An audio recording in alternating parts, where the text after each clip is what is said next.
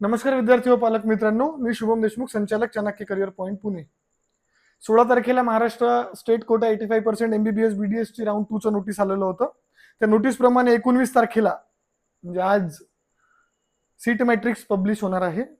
20, 21, 22 3 दिवस choice feeling असणार आहे आणि डिक्लेरेशन ऑफ रिझल्ट 24 आहे आणि 25 पासून 29 पर्यंत संध्याकाळी 5:30 वाजेपर्यंत विद्यार्थी आणि पालकांना मिळालेल्या कॉलेजला जाऊन रिपोर्टिंग करायचं आहे. म्हणजे प्रवेश घेण्याची शेवटची तारीख ही 29 तारीख आहे. तर या शेड्यूल मधले राऊंड 2 चे सर महाराष्ट्रातल्या कॉलेजेसचे नियम 85% नियम कसे असतील तर एक नियम आपण या व्हिडिओच्या माध्यमातून समजून घेऊ. सगळ्यात सुरुवातीला तर राऊंड 2 साठी सीट अवेलेबिलिटी ज्या असतील तर राऊंड 2 मध्ये सीट कुठून येणार आहे सर? पहिल्या राऊंडला तर सीट पूर्ण भरल्या, तर सीट कशा खाली असणार आहे, काय असणार आहे? तर इथं देऊन दिलाय की seats not allotted in round 1.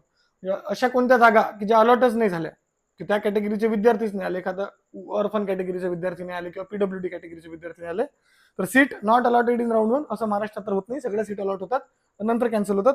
तर पण या ब्रोशरनुसार, सीटी सेलच्या ब्रोशरनुसार आपण सगळं समजून घेऊ. Seat not allotted in round 1, seat left vacant because student didn't join or cancelled. याचा अर्थ काय? तर पहिल्या राऊंडला सर मला वेदांता पालघर भेटलं होतं सर, पहिल्या राऊंडला मला जीएमसी सिंधुदुर्ग भेटलं होतं, मला गोंदिया भेटलं होतं, पण मला सर ते घ्यायचं नाही आहे. असे भरपूर विद्यार्थी असतात आपल्या चाणक्यमधून, तर आपण सर्व विद्यार्थ्यांना सीट घेण्याचाच सल्ला दिलाय. पण त्याच्यातही आम्हाला सर ते कॉलेज पाहिजेच नाही असे भरपूर विद्यार्थी असल्यामुळे विद्यार्थी फ्री एक्झिट घेतात आणि फ्री एक्झिट घेतल्यामुळे सीट खाली राहतं. अशा पण सीट राऊंड 2 मध्ये पार्टिसिपेट होतात. Seats freed when students who join in round 1 and 1 got upgraded. म्हणजे राऊंड 1 मध्ये सीट मिळालं होतं, पण त्यांनी रिटेन्शन फॉर्म भरला नाही. तुम्हाला त्याच्या सीट्स व्हर्च्युअल व्हॅकन्सीमध्ये आज दिसतील. म्हणजे व्हर्च्युअल व्हॅकन्सीज वेगळ्याच येतात आणि क्लिअर व्हॅकन्सीज वेगळ्याच येतात. तर अशा पण सीट ह्या राऊंड 2 मध्ये पार्टिसिपेट करतात. या 3 प्रकारच्या जागा आहेत. ज्या विद्यार्थ्यांनी सीट घेतलं नाही असे विद्यार्थी, ज्या जागा भरल्याच गेल्या नाही, ज्या विद्यार्थ्यांच्या जागा भरल्या गेल्या नाही त्या जागा, ज्या विद्यार्थ्यांनी ऑप्शन फॉर्म भरला होता पण सीट मिळाली पण फ्री एक्झिट घेतलं असे विद्यार्थी, आणि त्याच्यानंतर राऊंड 1 मध्ये रिटेन्शन फॉर्म नाही भरला ते डायरेक्ट राऊंड 2 ला गेलेले, राऊंड 2 ला अपग्रेड झाले सीट, त्यांच्या सीट. असे 3 टाईपच्या सीट राऊंड 2 मध्ये पार्टिसिपेट करतात. Who can participate in round 2? Round 2 मध्ये कोण कोण अर्ज करू शकते किंवा कोण कोण अप्लाय करू शकते? तर registered students who didn't fill choice in round 1. Round 1 मध्ये ज्या विद्यार्थ्यांनी चॉईस फिलिंग केले नाही असे विद्यार्थी डायरेक्ट राऊंड 2 मध्ये चॉईस फिलिंग करू शकतात का? बिलकुल करू शकतात. Registered students who didn't get seat in round 1. Registration केलाय पण सीट पहिल्या राऊंडला मिळालं नाही, 2-4 मार्कांनी गेलं किंवा बीडीएस चा प्रयत्न केला किंवा कमी मार्क होते, असे सगळे विद्यार्थी राऊंड 2 मध्ये डायरेक्ट चॉईस फिलिंग करू शकतात. Student whose seat in round 1 get cancel due to wrong claim but they are still eligible after correction. Sir माझ्याकडून माझी कॅटेगरी चुकली होती, एससीबीसी होती पण ओबीसी झाली होती, मिळालेल्या कॉलेजला गेलो, तिथून मला कॉलेज फीडबॅक मॉड्यूल मधून माझी कॅटेगरी करेक्ट करून मिळाली, मी राऊंड 2 साठी इलिजिबल आहे का? तर हा सुद्धा विद्यार्थी राऊंड 2 साठी इलिजिबल आहे. त्यानंतर students who join in round 1 but did not submit status retention form. Round 1 मध्ये सगळ्यांनी या कॅटेगरीत आपल्याकडचे सगळे विद्यार्थी असतील कदाचित 90% विद्यार्थी. मला राऊंड 1 ला सीट मिळालं नव्हतं पण मला मिळालेल्या कॉलेजला मी समाधानी नव्हतो म्हणून मी रिटेन्शन फॉर्म भरला नव्हतं. तर असे विद्यार्थी राऊंड 2 ला फक्त चॉईस फिलिंग साठी इलिजिबल असतील. म्हणजे असे सगळे विद्यार्थी राऊंड 2 ला इलिजिबल आहेत. Student who didn't join their round 1 seat, ज्यांनी फ्री एक्झिट घेतला ते सर्व विद्यार्थी. Student who join in round 1 but resign before the last joining date. Sir 25 तारखेपर्यंत राऊंड 1 चा मिळालेल्या सीटला जॉईन करायचं होतं, मी 23 ला ऍडमिशन घेतलं पण नंतर मी 25 ला ऍडमिशन कॅन्सल केलं. मला काही वैयक्तिक कारण होतं किंवा मला ते कॉलेज आवडलं नव्हतं, फीस जास्त वाटत होती. असे सर्व विद्यार्थी राऊंड 2 च्या चॉईस फिलिंग साठी इलिजिबल आहे. इम्पॉर्टंट रूल फॉर राऊंड 2 काय आहे?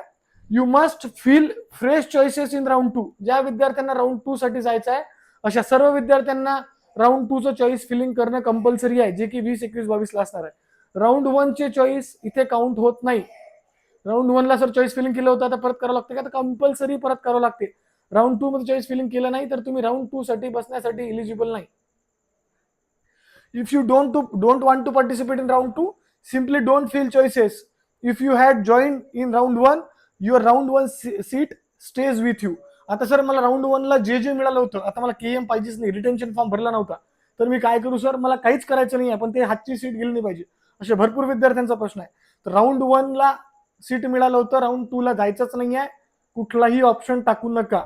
तुम्ही ऑप्शन टाकला नाही तर तुमच्या राऊंड 1 ची सीट तुमच्या सोबत असणार आहे, आणि नंतर सेकंड राऊंड नंतर तुम्ही तिथे जाऊन 25 ते 29 तारखेच्या दरम्यान रिटेन्शन फॉर्म भरू शकता. रिटेन्शन फॉर्मचा अर्थ काय? तर मला ही प्रक्रिया इथे थांबवायची आहे. सर मी रिटेन्शन फॉर्मही भरला नाही, राऊंड 2 चे काही केलं नाही तरी सीट जाते का? रिटेन्शन फॉर्म जरी भरला नाही तरी थर्ड राऊंडला ते सीट ऑटो रिटेन होत असते. रिटेन्शन फॉर्मचा अर्थ एवढाच आहे की मला ही प्रक्रिया थांबवायची आहे. Seat will be given as per merit plus fresh preferences filled in round 2. हे तर ऑब्व्हियसली असंच असणार आहे. तुम्हाला ज्याचे मार्क जास्त असणार आहे किंवा ज्याचा रँक आधी असेल त्याच विद्यार्थ्याला पहिले मिळेल आणि चॉईस फिलिंगवर मिळेल. Seat upgradation in round 2. If you join a seat in round 1 and get upgraded in round 2, your old seat goes back into the pool. याचा अर्थ काय आहे की तुम्हाला राऊंड 1 ला सीट मिळाली होती, राऊंड 2 ला चॉईस फिलिंग केलं तुम्ही फ्रेश. उदाहरणार्थ मला राऊंड 1 ला गोंदिया मिळालं होतं, दुसऱ्या राऊंडला मी चंद्रपूर टाकलं आणि जळगाव टाकलं, तर मला दुसऱ्या राऊंडला जळगावचं सीट मिळालं. तर राऊंड 1चं गोंदियाचं सीट हे ऑटोमॅटिक कॅन्सल झालेलं असेल. याच्याहून सगळ्यात महत्वाचा पॉईंट हाच आहे की राऊंड 2 ला विद्यार्थी आणि पालकांनी जे कॉलेज त्यांना पाहिजे आहे किंवा जे कॉलेजला ते ऍडमिशन घेणारच आहेत किंवा जे कॉलेजला त्यांना पुढे जायचं आहे तेच कॉलेज ऑप्शन मध्ये द्यायचे आहेत. सर मी विचार करेल, लागल्यावर ठरवू, असं होत नाही. राऊंड 1 ला मिळालेलं कॉलेज हे ऑटोमॅटिक कॅन्सल झालेलं असते. म्हणून राऊंड 2 मध्ये चॉईस फिलिंग करताना फक्त पाहिजे असणारेच कॉलेज विद्यार्थ्यांनी आणि पालकांनी द्यावे. आणि घरून चॉईस फिलिंग करत असणारे विद्यार्थी किंवा ऑफिसवरूनही चॉईस फिलिंग करत असणारे विद्यार्थी त्यांनी आपल्या चॉईस फिलिंग केल्यानंतर आपली पीडीएफ लावून लाईन टू लाईन चेक करायची, कॉलेजचा कोड चेक करायचा, कॉलेजचं नाव चेक करायचं, 5 वेळा चेक करायचं.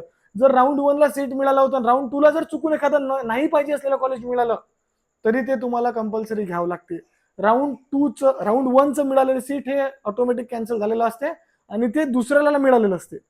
राऊंड 1 ला मला गोंदिया मिळालं होतं, राऊंड 2 ला मला जळगाव मिळालं. तर राऊंड 1 चा मला गोंदियावर माझा क्लेम असेल का जळगाव मिळाल्यानंतर? तर बिलकुलही क्लेम नसेल. तुम्हाला जळगावचं सीट कंपल्सरी घ्यावं लागेल. चुकून जर बीडीएस पडलं तर बीडीएसचं सीट घ्यावं लागेल का? 100% बीडीएसचं सुद्धा सीट घ्यावं लागू शकते.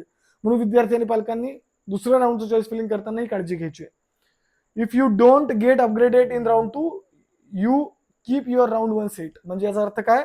तर राऊंड 2 ला मला कुठलंही कॉलेज मिळालं नाही, राऊंड 1 ला मला एनकेपी साळवे भेटलं होतं, त्यानंतर राऊंड 2 ला फक्त मी गव्हर्नमेंट कॉलेज टाकले, पण सर मला गव्हर्नमेंट कॉलेज काही भेटलं नाही. आता एनकेपी माझ्या हाती राहील का?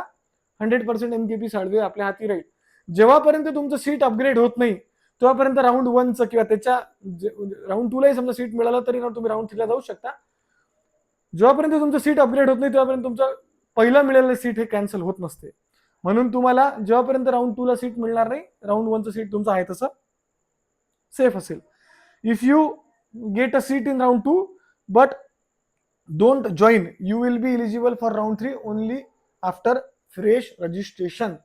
म्हणजे मला राऊंड 2 मध्ये प्रायव्हेट मेडिकल कॉलेज लागलं, वेदांता कॉलेज लागलं, सर मला ते घ्यायचं नाही पण राऊंड 3 खेळायचा आहे, तर तुम्हाला कंपल्सरी नवीन registration form Maharashtra state CET कडून जो असतो तो 1000 रुपये भरून करायचा आहे. त्याचं जेव्हा शेड्यूल येईल आपण तेव्हा ग्रुपमध्ये शेअर करू.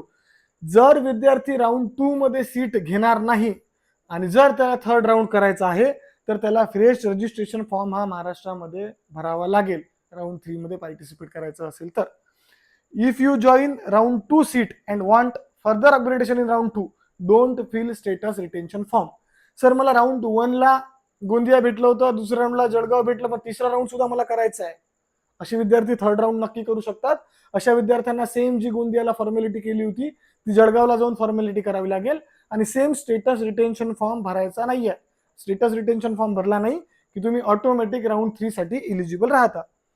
If you are happy with your round 2 seat, fill status retention form, stay there. म्हणजे जर तुम्हाला राऊंड 2 ची सीट आवडलेली आहे, मिळालेल्या कॉलेजबद्दल विद्यार्थी आणि पालक समाधानी आहे, मिळालेल्या कॉलेजला जाऊन पूर्ण फॉर्मॅलिटी करा, रिटेन्शन फॉर्म भरून टाका आणि पुढील प्रक्रिया थांबवा. We cannot participate in round 2. Who cannot participate in round 2? Student who join their round 1 seat and fill status retention form. ज्या विद्यार्थ्यांनी रिटेन्शन फॉर्म भरलाय ते विद्यार्थी राऊंड 2 मध्ये पार्टिसिपेट करू शकत नाही. ऑब्व्हियसली त्या विद्यार्थ्यांना ते माहित आहे. Students who did not fill fresh preference in round 2. जे विद्यार्थी आता 20, 21, 22ला नवीन चॉईस फिलिंग करणार नाही ते विद्यार्थी याच्यात राऊंड 2 मध्ये त्यांचं नाव येणार नाही किंवा ते पार्टिसिपेट करू शकणार नाही. आफ्टर राऊंड 2 अलॉटमेंट त्याच्यानंतरचे नियम काय असतील? If you are allotted a seat in round 2 you must join that college. म्हणजे काय, जर तुम्हाला सीट मिळाली असेल राऊंड 2 ला तर तुम्हाला ती सीट घ्यावीच लागेल. जर तुम्ही ती सीट घेतलं नाही तर तुमचा सीटवर कुठलाही क्लेम राहणार नाही आणि राऊंड 3 साठी तुम्हाला फ्रेश रजिस्ट्रेशन करावं लागेल. After joining you can still be consider for upgradation in round 3 if you don't fill status retention form. जसं मी आधी सांगितलंय, जर तुम्हाला राऊंड 2 ला कॉलेज मिळालाय आणि तुम्हाला अपग्रेडेशनला तो फॉर्म दिलाय म्हणजे रिटेन्शन फॉर्म भरला नाही तर तुम्ही राऊंड 3च्या चॉईस फिलिंगसाठी कन्सिडर होणार. If you don't join your seat round 2 seat you must do fresh registration for round 3. ज्या विद्यार्थ्यांना राऊंड 2 ला मिळालेला सीट घ्यायचं नाही आहे किंवा फ्री एक्झिट घेतला, फ्री म्हणजे हा पेड एक्झिट असतो, एक्झिट घेतला तर अशा सर्व विद्यार्थ्यांना नवीन रजिस्ट्रेशन हे राऊंड 3च्या आधी करावं लागेल. इन शॉर्ट काय, सगळ्यात शेवटचा आजचा कन्क्लुजन काय व्हिडिओचं, तर नवीन चॉईस फिलिंग करा. Don't fill choice if you are happy with round 1 seat. Round 1 ला मिळालं सीट आहे, आता पुढचं खेळायचंच नाही, आता चॉईस फिलिंग करू नका. Retention form is equal to stay fix at current seat. म्हणजे तुम्हाला आता सेकंड राऊंडला कॉलेज मिळालं, रिटेन्शन फॉर्म भरून टाका आणि प्रोसेस संपवून टाका. No retention form eligible for upgradation in next round. म्हणजे रिटेन्शन फॉर्म भरला नाही तर तुम्हाला पुढच्या राऊंडमध्ये इलिजिबल आहे, म्हणजे पुढच्या राऊंडमध्ये फ्रेश चॉईस फिलिंग करून तुम्ही राऊंड 3 खेळू शकता. या पूर्ण पॉईंटमध्ये कुठेही काही अडचण असेल तर तुम्हाला चॉईस फिलिंगच्या दिवशी सगळे काउन्सिलर्स किंवा मी सुद्धा ऑफिसेसला भेटणार आहे, तिथे तुमचे डाऊट तुम्ही विचारू शकता. याच्या अकॉर्डिंगली तुम्ही जे कॉलेजेस पाहिजेच आहे आता पुढच्या राऊंडला त्याचे तुम्ही चॉईस फिलिंगच्या लिस्ट पण रेडी करून ठेवू शकता आणि तुमचे काही डाऊट्स असेल तर ऑफिसला येऊन विचारू शकता. अशीच माहिती मिळत राहण्यासाठी चाणक्य करिअर पॉईंटच्या युट्यूब चॅनलला सबस्क्राईब करा. धन्यवाद.